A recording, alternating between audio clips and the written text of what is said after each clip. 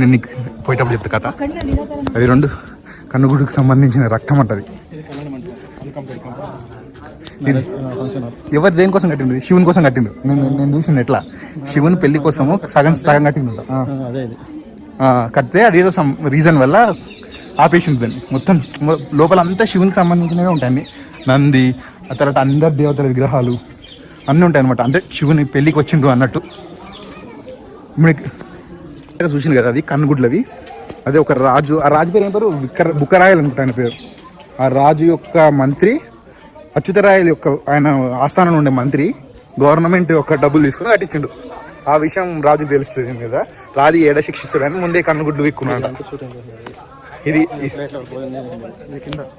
అవునా? భోజనం చేసే ప్లేట్లు అంటే మధ్యలో ప్లేట్, పక్కన అంతా కూర పెట్టుకోవడానికి ప్లేట్స్, అంతా కూర పెట్టుకోవడానికి.